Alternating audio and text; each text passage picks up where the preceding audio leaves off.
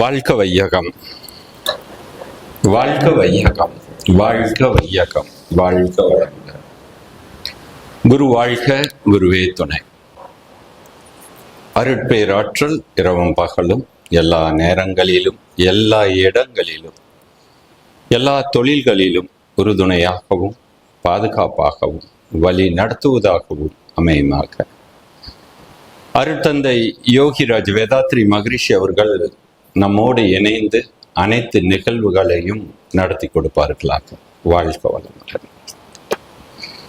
அன்பானவர்களே, நமது குருமகான் யோகிராஜ் வேதாத்ரி மகரிஷி அவர்களின் 114வது அவதார தின விழாவை உலக அமைதி தின விழாவாக காலையில் உலக நல வேள்வி 1958 மகரிஷி அவர்கள் அறிவித்தார்கள். தன்னுடைய பிறந்த நாளை உலக அமைதி தின விழாவாக உலக மக்கள் அனைவரும் நலமுடனும் வளமுடனும் வாழ வேண்டும் என்று வாழ்க வையகம், வாழ்க வையகம், வாழ்க வளமுடன், வளர்க வேதாத்ரியம் என்ற அந்த தாரக மந்திரத்தை உலக நல வேள்வியாக எல்லா அறிவித்திற்கோயிலும் தவ மையங்களையும் மனவளக்கலை மன்றத்திலையும் எல்லா அன்பர்களும் சேர்ந்து இந்த விண் உலகம் முழுவதும் அந்த பதிவாகணும் அப்படிங்கிற அந்த அமைதி தின விழாவை கொண்டாடணும் அப்படின்னாங்க. அந்த வகையில் நம்மளுடைய சூலூர் அறிவித்திருக்கோயிலில் அருள்நிதி விவி சாமிநாதன் அவர்களுடைய ஆசிரியர் நீங்கள் எல்லாரும் இணைந்து அந்த உலக நாள வேள்வியை நடத்தி இருக்கிறீங்க.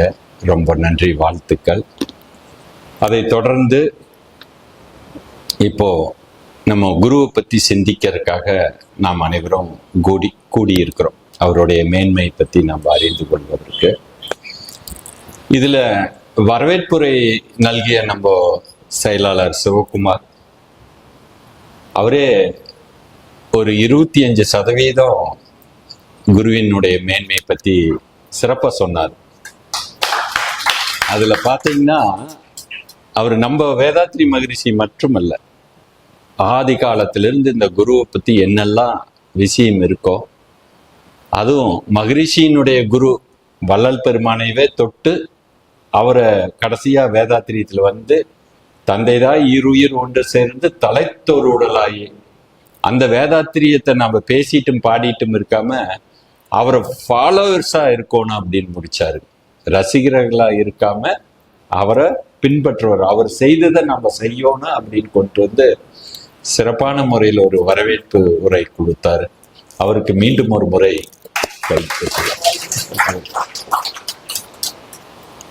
அதே போல எப்படி ஆலியார் அறிவித்திருக்கோயிலுக்கு உலக சமுதாய சேவா சங்கத்திற்கு பொறுப்பாசிரியர் இன்றுமே அருள் தந்தை வேதாத்ரி மகரிஷி தான். அதே போல இந்த சூலூர் அறிவித்திருக்கோயிலுக்கு என்றென்றும் பொறுப்பாசிரியர் நம்ம சண்முக வடிவேல் ஐயா தான். நான் அவரை பேராசிரியரோ அது இதுன்னு எங்க போனாலுமே சூலூர்னாவே அவரைத்தான் பொறுப்பாசிரியர். ஏன்னா நான் வர்றப்ப அவர் பொறுப்பாசிரியர் இன்னும் பொறுப்பா இருந்துட்டே இருக்கிறாரு, எல்லாத்துக்கும் வழிகாட்டி கொண்டே இருக்கிறாரு. அதனால என்றென்றும் அவர் தான் மகரிஷி எப்படி அறிவித்திருக்கோள் ஆலியாருக்கு பொறுப்பாசிரியரோ அதே போல இந்த சூலூருக்கு அவரு தான் பொறுப்பு. ஏன்னா மகரிஷியே சொல்லுவாருங்க, நீங்க தலைவரா யார் வேணாலும் இருக்கலாம், செயலாளரா இருக்கலாம், நிர்வாகிகள் எத்தனை பேர் இருக்கலாம், ஆனா கடைசி முடிவு யார் எடுக்கணும், அந்த அறிவித்திருக்கோயிலா இருந்தாலும் சரி மன்றமா இருந்தாலும் அந்த முடிவு ஃபைனல் டிசிஷன் பொறுப்பாசிரியர் தான் அப்படின்னு தான் வந்து அவர் இருக்கிற வரைக்கும் அவர் அங்க ஆலியார்ல பொறுப்பாசிரியராக இருந்தார். ஏன்னா நான் 6 மாத காலம் அவர் கூடயே இருந்து முதல் குருகுல கல்வி பயின்றவன், அதனால அங்குள்ள நடைமுறையெல்லாம் எனக்கு தெரியும். அதே போல என்றென்றும் எல்லாரும் மனதிலும் நீக்கமர நிறைந்திருக்கக்கூடிய நம்மளுடைய பொறுப்பாசிரியருக்கும் மீண்டும் ஒரு முறை நம்ம கரவொலி ஒழிப்பு வாழ்க்கை வளமுடன். அதே போல 2005-6 இந்த காலகட்டத்தில் தான் இந்த அறிவித்திருக்கோயில் பண்ணிட்டு இருந்தது. நான் 2004 மகரிஷி கிட்ட அந்த 6 மாத குருகுல கல்வியில இருந்த 1997, 98லயே மன்றத்துக்கு வந்துட்டேங்க. அப்ப அங்கங்க அறிவித்திருக்கோயில் ஆயிட்டு இருக்கு. திருப்பள்ளி 1-2 ஆயிருந்தது. அந்த சேவையில அதை அடுத்து சூலூர்ல தான் அறிவித்திருக்கோயில் ஆகுதுங்க. எனக்கு ஒரு பெரிய பெருமையா இருந்தது. அப்ப இந்த மாதிரி அறிவித்திருக்கோயில் செய்யறவங்களுக்கு உதவணும் அப்படின்ட்டு இங்க ஐயா உங்க சண்முக ஐயா அவர்கள், மயில்சாமி அண்ணா அவர்கள் எல்லாருமே அழைத்தார்கள். வந்த அப்போ இப்ப என்னைய ஒரு சிறப்பா சொல்லிட்டு இருக்காங்க. ஆனா அந்த காலத்துல அவங்க எல்லாம் இந்த அறிவுத்துறைகள் கட்டுறதுக்கு அவங்க எவ்வளவு சிரமப்பட்டாங்கன்னு எனக்கு தெரியும். ஏன்னா அந்த சமயம் இவ்வளவு பொருளாதார வளர்ச்சி எல்லாம் இல்லைங்க. பல சிரமங்கள் இருந்தது. அன்னைக்கு எப்படி அமைதியா இருந்து செயலை மட்டும் செஞ்சிட்டு இருந்தாரோ அதே போல இன்னைக்கு அதே அமைதியா தான் நம்மளுடைய KR மயில்சாமி அண்ணா இருக்கிறாரு. அது மட்டும் இல்லைங்க, இங்க நம்ம ஆழியார் வந்துட்டு போனாலும் சரி, வேதலோக அன்பு நிலையத்துக்கு வந்துட்டு போனாலும், வள்ளலாரினுடைய முதியோர் காப்பகம் லட்சுமி நாயக்கம்பாளையார் அவர் வர்றது போறதே தெரியாது, செயல் மட்டும் இருக்குங்க. அது அங்க ஏதாவது ஒரு நல்லதை செஞ்சுட்டு போயிடுவாரு. அதே போலதான் இங்கேயும் அவரு அமைதியா இருந்துட்டு பல நல்ல காரியங்களை அவரு செய்துட்டு இருந்தாரு. இன்னைக்கு தான் அவரு நிறைய விஷயத்த இவ்வளவு பேசினது இன்னைக்கு தான் நானே கேட்டிருக்கிறேன். அது கடைசியா அவர் பேசினார் இல்லைங்க, அந்த பேச்சு பாத்தீங்கன்னா யதார்த்தமா பேசினாருங்க அப்படின்னு சொல்லுவோம். அதுதான் யதார்த்தமான பேச்சு. யதார்த்தமான பேச்சு தான். அதுல என்ன சொல்றாங்கன்னா, எது அர்த்தமோ அதைத்தான் பேசியிருக்கிறார். அதைத்தான் யதார்த்தம் அப்படின்னு நாம் சொல்லுவோம். அர்த்தமுள்ள விஷயத்தை தானே பேசினார். என்ன சொல்றாருங்க அவரு, நம்ம தெரியும்னா பல தவறுகள் நாம் செய்துட்டு இருக்கிறோம். அது இன்னைக்கு வர்ற பாடத்திலையும் கூட நான் சொல்ல வந்ததுலையும் கூட அது இருக்குது. கண்டதே காட்சி கொண்டதே கோலம்னு வாழ்ந்தே எல்லா பதிவுகளும் ஆயிட்டு இருக்கு. அந்த பதிவுகளை எப்படி போக்கணும் அப்படிங்கிறது அந்த கேள்வி எழுந்தோடனே மகரிஷி சொல்ற பாடத்திலேயே எப்படி இப்படி மாறும்னு அங்கேயே அவருடைய எண்ணம் தோன்றுதுங்க. அந்த கேள்வி வருது. அந்த கேள்விக்கு அங்கேயே மகரிஷி அப்பவே பதிலும் சொல்றாரு. அப்பவே அதை பிடிச்சிட்டாரு. எப்படிங்க, எப்படி காற்று இருக்கிற அந்த குடத்துக்குள்ள தண்ணி ஊத்தணும்னா காத்து வெளியேறது போல, வேண்டாத பதிவுகளை வெளியேற்றணும்னா போடுறது நல்லதா போட்டுறணும். அந்த மாதிரி பதிவுகளை மாத்திக்கலாம். நம்ம செய்த வினைகளை போக்கணும் அப்படின்னா தொன்றாற்றி இன்ப காணணும். இதுதான் வழி அப்படிங்கிறது எல்லாம் யதார்த்தமா எது அர்த்தமோ அதை சொல்லி இருக்கிறார். அவருக்கு மீண்டும் ஒரு முறை கைதட்டி வாழ்த்துகிறார். அதே போல நன்றி ஒரு நல்க இருக்கும் நாகராஜ் அண்ணா. அவன் அண்ணா அடிக்கடி அங்கங்க பார்ப்பேன். ஒரு அந்த செயல் வீரர் மாதிரி வேகமா அவரு வருவாரு. அந்த பணிவான வணக்கம், வேதாத்திரி மேல இருக்கக்கூடிய ஆர்வம், அடுத்தது என்ன பண்ணணும் அப்படிங்கிறது எல்லாம் எடுத்து கூறியிருக்காங்க. அதே மாதிரி சாமிநாதன் பார்த்தீங்கன்னா நம்ம வேதலோக அன்பு நிலையத்துக்கு சிறந்த அருள் தொன்று. மகரிஷியா மாரியம்மாள் மோகன்தாஸ்க்கு சாமிநாதன் ரொம்ப பிடிக்கும். எப்ப பார்த்தாலும் சாமிநாதன் கூப்பிடு அப்படின்னு. அம்மாவும் ஐயாவும் ஹாஸ்பிட்டல் அங்க ட்ரீட்மெண்ட்டுக்கு போகணும்னா இவர்களுடைய துணையோட தான் போவாங்க. அவ்வளவு நம்பிக்கைக்கு பாத்திரமானவர். இதோட பல நண்பர்கள் எல்லாம் நீங்க இங்க இருக்கிறீங்க. என்னுடைய மிலிட்ரி தோழர் குமார் வந்திருக்கிறாங்க. குமார் சோபா வந்திருக்கா? அப்படியா? வரல. இங்க விஷன் படிச்சது ஒரு மிலிட்ரியில நாங்கெல்லாம் ஒன்னா சேவை செய்தோங்க. அவருடைய மனைவியுமே 2 பேர்த்தையும் நான் இங்க வந்தோன்னா முதல்ல போய் நம்ம சூழல் அறிவித்திற்குள்ள விஷனை படிச்சிருங்க அப்படின்னு சொன்னா அந்த படிச்சிருக்காங்க அவங்க சோபான்ட்டு. உட்காருங்க குமார். அப்புறம் அவர் ரிட்டையர்ட் ஆகி வந்தோடனே முதல்ல அவருக்கு ட்ரைனிங் எங்கேன்னு பார்த்தீங்கன்னா திருப்பூர் மனவளக்கலை மன்ற அறக்கட்டளையில அட்மினிஸ்ட்ரேட்டிவ் ஆஃபீஸரா இருந்தாருங்க. நல்லா புழிஞ்சு எடுத்துட்டேன் நான். அவர் மிலிட்ரியில கத்துக்காததெல்லாம் அங்க வந்து கத்துக்கிட்டாருங்க. ஏன்னா நம்மளுக்கு தெரியும் நாம எப்படி செயல்பாடு இருக்குன்னு, எவ்வளவு சிரமத்தில் இருக்கிறோம், தொண்டாற்றிட்டு இருக்கிறோம். பல்வேறு அன்பர்கள் வந்து போறதுனால ஒரு ட்ரைனிங் இல்லாததுனால, மிலிட்ரி மேல ட்ரைனிங் இல்லாததுனால எல்லாரும் ஆளுக்கு ஒரு கருத்துக்கள் சொல்லுவாங்க. அவரு ஒரே நேர்கோட்டுல வாழ்ந்துட்டு இருந்தவர் திடீர்னு இத்தனை பேர் சொல்றதை யாரு சொல்றது கேட்கறது, யார் சொல்றது விடுறதுன்னு அவரே கன்ஃபியூஷன் ஆறு. ஆனா பிக்கப் ஆயிட்டாருங்க. ஆனா மிலிட்ரிக்காரர் ஆச்சுங்களே, பிக்கப் ஆயிட்டாரு.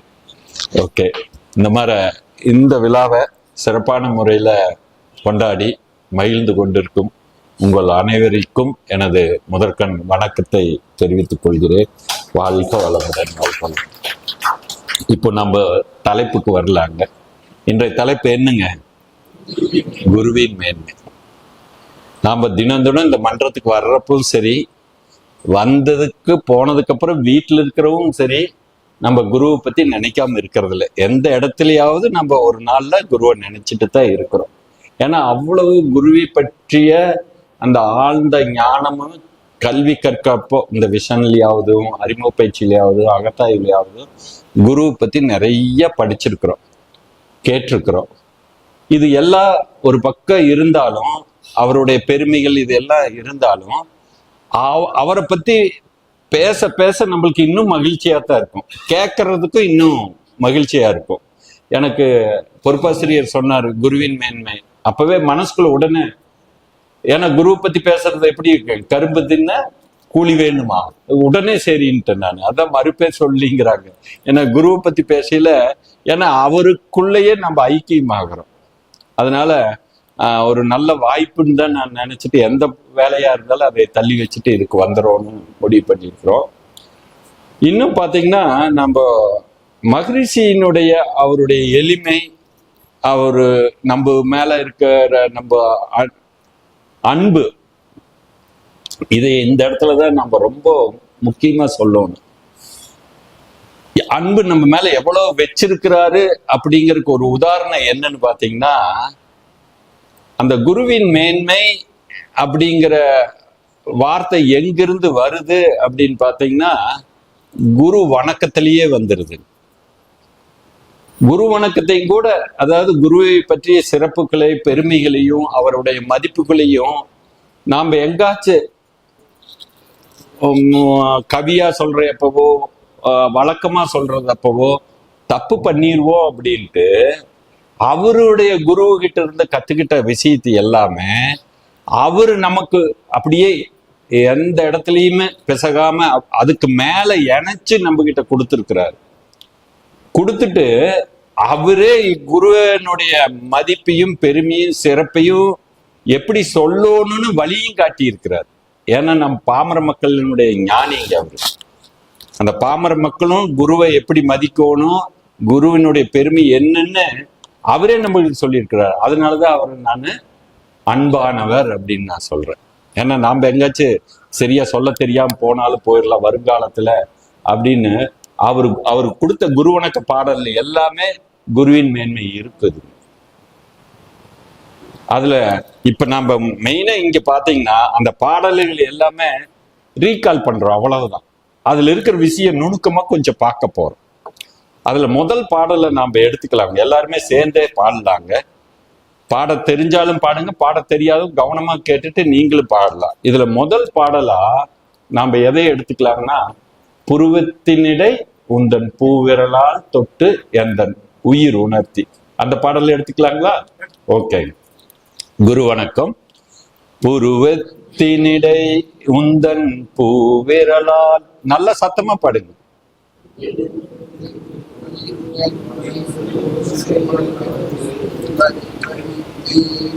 பூர்வ நிலை அறிவறிய துரியம் தந்து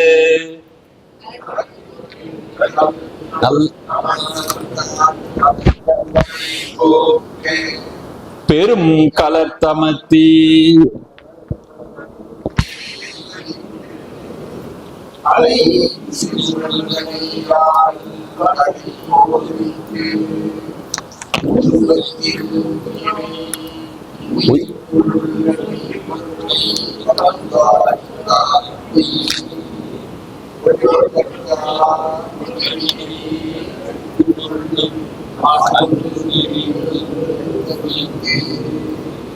திருத்தமுடன் காய கற்பம் சீர் கர்மயோகம் உடற்பயிற்சி தந்து சிந்தனையை உடல் நலத்தை சீரமைத்து உய்வித்த குருவே அன்பே வாலி. குருவே அன்பே வாலி.